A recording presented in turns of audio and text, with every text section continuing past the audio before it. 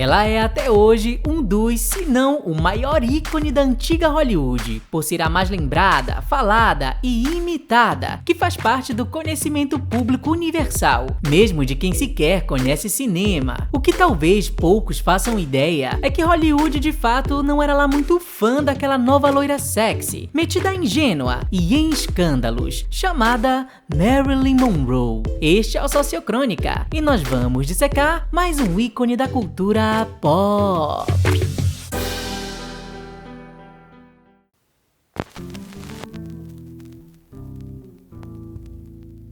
Nas primeiras horas do dia 5 de agosto de 1962, o mundo descobria o falecimento de Marilyn Monroe na noite anterior, com só 36 anos. E conforme as notícias se desenrolaram naquela semana, as reações se dividiram em ramos bem distintos. Alguns disseram que seu fim já era esperado, pois Marilyn enfrentava fracassos na carreira e parecia frágil e fazia linha trágica, devido à sua vida conturbada. Mas houve uma terceira reação, um tanto curiosa, e talvez na época pouco comum.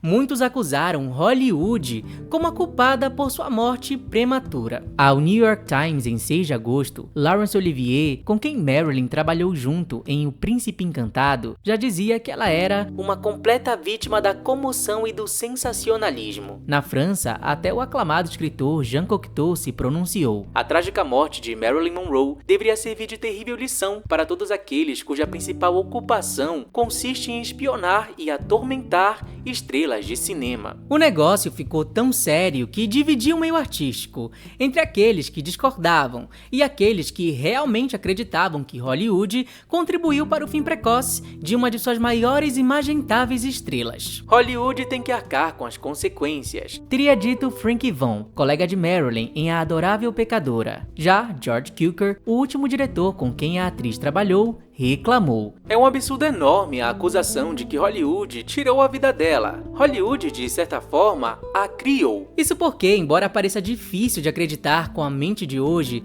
onde Marilyn Monroe se tornou quase uma entidade, virou arquétipo, símbolo e ícone na cultura pop, em sua época ela não era lá muito querida dentro do conservador círculo hollywoodiano. Afinal, Norma Jean não teve uma ascensão tradicional dentro do sistema fechado e regulado de Hollywood. É válido lembrar que na era de ouro de Hollywood, entre 1920 e 1960, você só se tornava uma estrela de cinema mediante contratos com os grandes estúdios de produção de filmes, como a Warner Bros. E a Fox, que existem até hoje, ou a MGM e a RKO. E esses contratos, literalmente, cediam controle da vida do artista para esses estúdios. Mas acontece que simplesmente ninguém queria aquela tal de Marilyn Monroe. O primeiro fora dela foi logo no início de carreira, em 1946, pela Paramount. Na época, um estúdio pequeno que passava por dificuldades e que já tinha demitido Betty Grable por não conseguir nenhum filme de sucesso com ela. Assim, Marilyn conseguiu um contrato de alguns meses com o estúdio da Fox. Mas a Fox tinha acabado de pegar, sim, a Betty Grable, e ela se tornou tão famosa e rentável para eles que Marilyn ficou sobrando. Então, ela tentou a Columbia, mas eles já tinham a Rita Hayworth, que também explodiu nesse mesmo período do pós-guerra. O que a Marilyn fez então? Tratou de cuidar do famoso networking, ou seja, ela arrumou bons contatos, a segunda melhor forma de se entrar no sistema. A Marilyn se matriculou em escola de atuação, fez dezenas de capas de revistas e conquistou a difícil amizade de colunistas e fofoqueiros das revistas de cinema da época, que conseguiam para ela preciosas menções na imprensa. Dessa forma, por mais breves que fossem as suas aparições nas telonas, ela conseguia elogios deles nas revistas, que no fim eram lidas por milhares de pessoas. Assim, ao invés de esperar que a publicidade dos estúdios conquistasse o público para ela, foi a própria Marilyn quem fez as pessoas quererem saber quem era aquela loira gostosa, como eles perguntavam nas cartas. Mesmo quando só pegava coadjuvantes, ela já recebia milhares de cartas de fãs, e graças a isso, foi contratada de volta pelo estúdio da Fox e começou a ser mais explorada em filmes, que apelavam agora para sua beleza e sensualidade. Ou seja, para o ódio de várias atrizes que já estavam na fila dos estúdios ou vinham dos teatros ansiosas pela sua chance de estrelato, A Marilyn passou na frente de todas, com o seu marketing, com os seus contatos e apesar da sua pouca experiência, quase como uma influencer com milhões de seguidores que consegue um papel de destaque numa novela de horário nobre. Mas até aí nada de novo, Hollywood sempre foi competitiva e vencia a mais esperta e determinada. E no início de 1952 aconteceu algo que quase destruiu a nova loira do pedaço.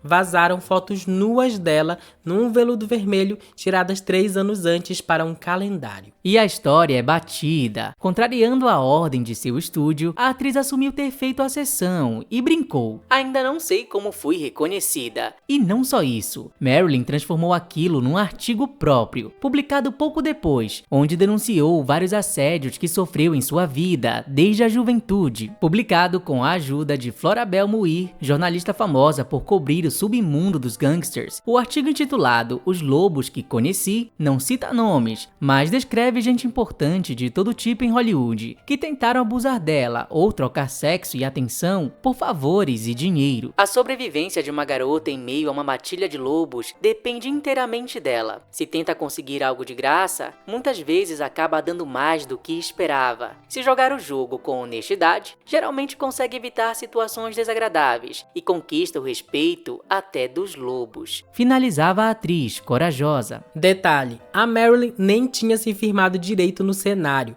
Quando esse artigo saiu, Torrentes de Paixão, um marco da carreira dela, estava em cartaz e foi um sucesso, mas onde ela só fazia de novo uma aparição. Por outro lado, e ironicamente, foi se aproveitando de todos esses escândalos que o estúdio da Marilyn, a Fox, promoveu os filmes dela e eles enfim conseguiram firmar a atriz no cenário e a sua imagem como um novo sex symbol.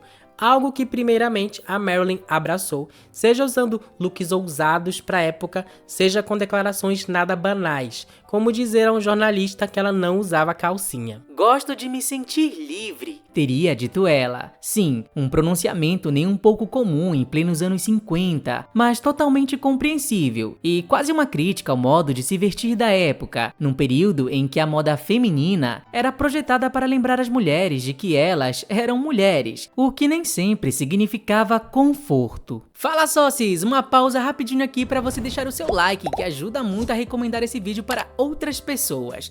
E lembrar do nosso Apoia-se, onde a partir de R$5 você ajuda a manter o canal respirando. Obrigado pela atenção de vocês, pensa aí com carinho em se tornar um apoiador do Sociocrônica. E agora, vamos continuar o vídeo. Vale ressaltar que sex symbols sempre foram comuns, desde os primórdios do cinema. Mas até então, a sensualidade permanecia na ficção, dentro das telonas. O que Marilyn fez foi levar aquilo para o mundo real.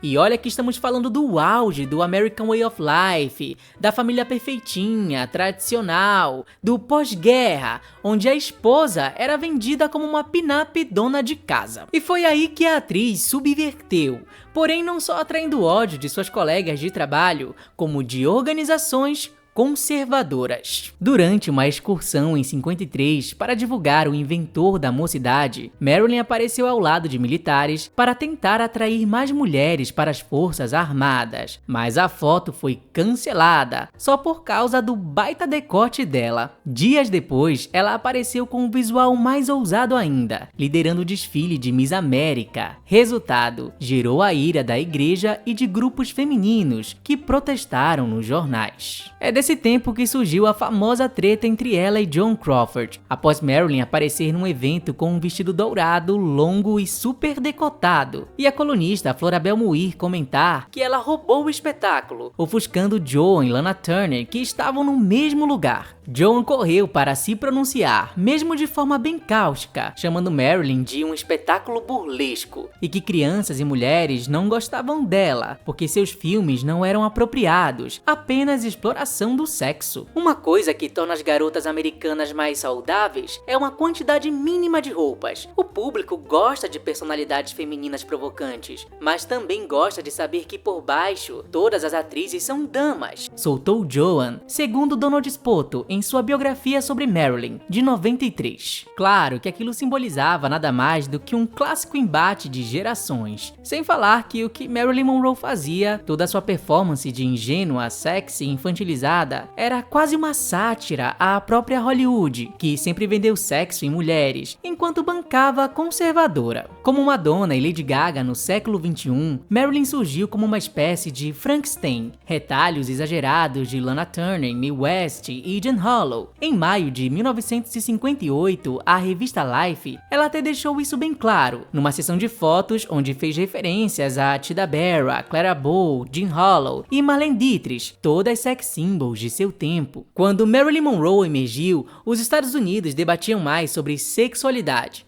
ainda mais após vir à tona os polêmicos relatórios de Alfred Kinsey, em 1948 e 53, com milhares de entrevistas que expunham o que os americanos, tão metidos a conservadores, faziam entre quatro paredes. Eram livros que falavam de clitóris, orgasmos e homossexuais, e há quem diga que foram esses livros que impulsionaram as revoluções sexuais dos anos 60 e 70. Por isso, nesse período, o cinema já atiçava os desejos do público, sexualizando mais os homens nas telonas, deixando-os sem camisa, suados e com os pelos à mostra. E Marilyn Monroe foi parte fundamental disso, tal qual Diana Dors, Mamie Van Doren e Janie Mansfield, com seus seios pontudos, cintura fina e lábios grossos. Contudo, como Marilyn atingiu uma fama mundial, virou o alvo preferido. Em entrevista de 69 ao programa Speculation, Hitchcock até disse que nunca quis trabalhar com Marilyn porque ela era óbvia demais no apelo sexual e ele preferia camadas. Porém, como se não bastasse provocar os seus colegas, veteranas de Hollywood e o país inteiro, ainda no início do seu auge em 1954, a Marilyn, junto com seu fotógrafo Milton Greene, decidiram fundar a própria produtora, a Marilyn Monroe Productions. E para completar, ela ainda processou o seu estúdio, a Fox. Ela não foi a primeira a peitar um estúdio de cinema assim. A Bette Davis fez isso nos anos 30 e Olivia de Havilland nos anos 40.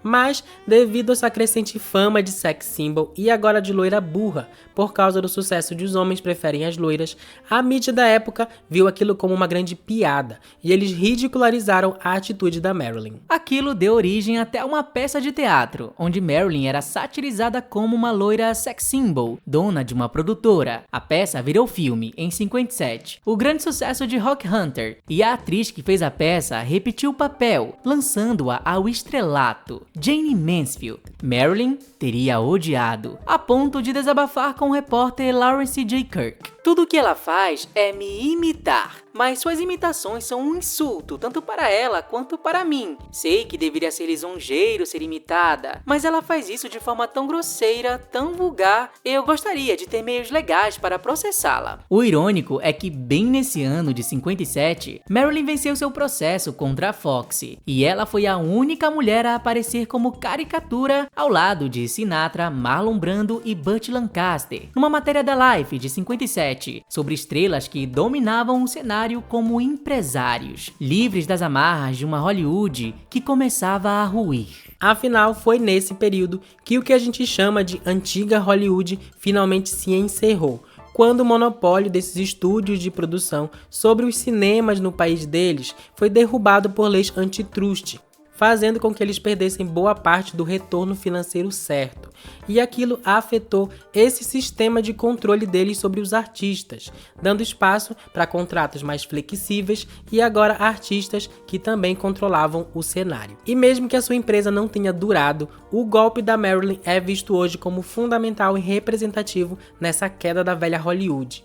Por isso que quando ela mais precisou e a sua saúde declinou, Hollywood se voltou contra ela e lhe virou as costas, como já contamos num vídeo sobre os últimos anos da Marilyn. De fato, é possível contar nos dedos o número de pessoas que falaram bem da Marilyn Monroe. Tony Curtis soltou que beijá-la em O Quanto Mais Quente Melhor foi como beijar Hitler, e nem ele soube explicar tal comparação. E ainda viva, Marilyn teve que ouvir de Richard Widmark que era horrível trabalhar com ela, impossível na verdade. Já Tommy Noonan disse que beijá-la em Os Homens Preferem as Loiras foi como ser engolido vivo, ao que Marilyn soube e teria chorado horrores. Falar mal dela na época era praticamente moda. Então, não foi por nada que Marilyn terminou sozinha, quase sem amigos, e que seu corpo tenha ficado 2 dias no necrotério, sem que alguém fosse reclamá-lo. No seu funeral, Joey DiMaggio, seu segundo marido, até proibiu a entrada de certas figuras de Hollywood, dizendo: se não fosse por alguns amigos dela, ela não estaria onde está. E só após a morte, o famoso produtor e fundador do estúdio da Fox, para qual Marilyn trabalhou por tanto tempo, Darryl F. Zanuck, admitiu: ninguém a descobriu. Ela conquistou seu próprio caminho para o estrelato. O irônico é que provavelmente, se surgisse hoje, com a onda de conservadorismo e criticismo atual, Marilyn Monroe seria julgada do mesmo jeito por grande parte das pessoas. E talvez metade dos que dizem gostar dela também falariam mal da sua presença há 70 anos atrás. Mas, com sua autobiografia póstuma, ela já tinha deixado sua dica: não me importo de viver no mundo de homens, desde que nele eu possa ser uma mulher.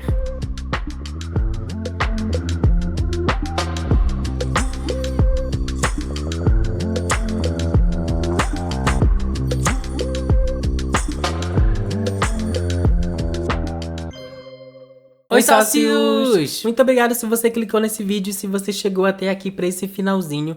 Muitos perguntam pra gente qual a melhor biografia da Marilyn, qual a mais recomendada. Então a gente deu uma pesquisada pra poder fazer esse vídeo e a gente descobriu que a mais recomendada é a do Donald Spoto, de 93, que a gente cita aí no meio do vídeo.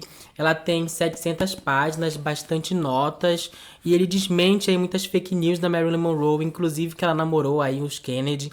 Então, ela e a da Sarah Churchill, também The Many Lives of Marilyn Monroe, são as mais recomendáveis. Sem falar que a Marilyn deixou 2 autobiografias póstumas, que foram fragmentos lá que encontraram e reuniram, que é o My Story, de 54, e o Fragmentos, que eu acho que elas foram até traduzidas. Se não me engano, também esses livros têm bibliotecas virtuais. Se a gente achar os links, vai ficar tudo aqui na descrição deste vídeo. E é isso aí, sócios! Vamos lá para nossa palavrinha final, nossa frase de engajamento para você ajudar aqui a fortalecer o trabalho dos sócios. A nossa frase de hoje vai ser Adorável Pecadora. Comente aí, Adorável Pecadora, para fortalecer o nosso trabalho. Obrigado pela atenção de vocês. Caso queira ajudar de outra forma, lembrando do nosso Pix, do nosso Apoia-se, do Seja Membro e do botão Valeu! Muito obrigado pela companhia, obrigado por fazerem o Sociocrônica possível e até o próximo vídeo. Tchau!